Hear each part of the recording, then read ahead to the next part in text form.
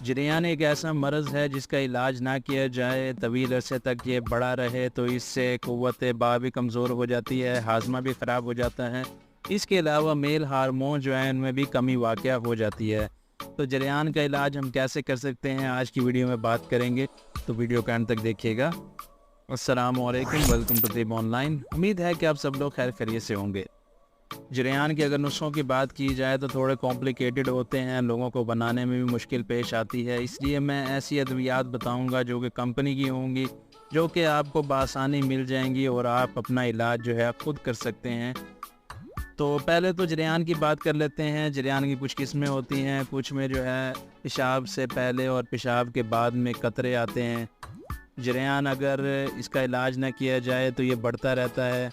अचानक किसी टाइम भी बग़ैर इरादे के मनी जो है जिस्म से ख़ारिज होना शुरू हो जाती है।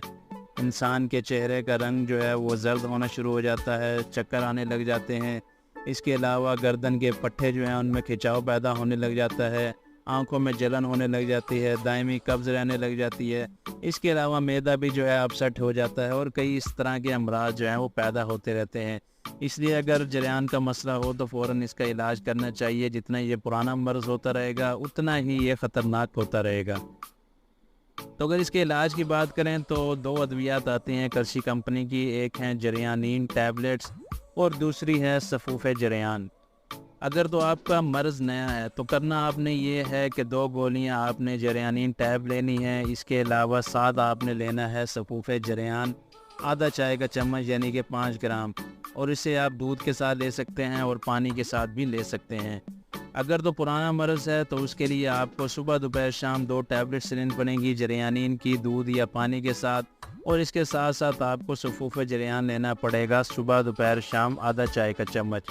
तो अगर ये आप इस्तेमाल करेंगे तो जरियान को ये ख़त्म कर देगा, मादा मुनव्विया को ये गाढ़ा कर देगा, इंसानी जिनसी हार्मोन को यानी कि मर्दाना जिनसी हार्मोन जो हैं उनको ये बढ़ा देगा।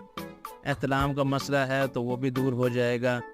गैर तबी और गैर इरादी तौर पर मनी खारिज हो जाती है तो वो ठीक हो जाएगी। इसके अलावा जिस्म में तवानाई भी बहाल हो जाती है। सुस्ती काहली का मसला हो वो भी ठीक हो जाता है, हाजमा भी इससे ठीक होने लग जाता है। और जो है अगर पेशाब से पहले या बाद में कतरे आते हैं तो वो भी ठीक हो जाते हैं। इसके अलावा जो है टाइमिंग में भी इजाफ़ा हो जाता है।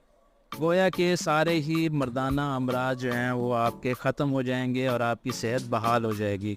तो अगर आपको भी जरियान का कोई मसला है तो उसके लिए आप इसे इस्तेमाल करें, इंशाल्लाह आपको इससे फ़ायदा ही होगा।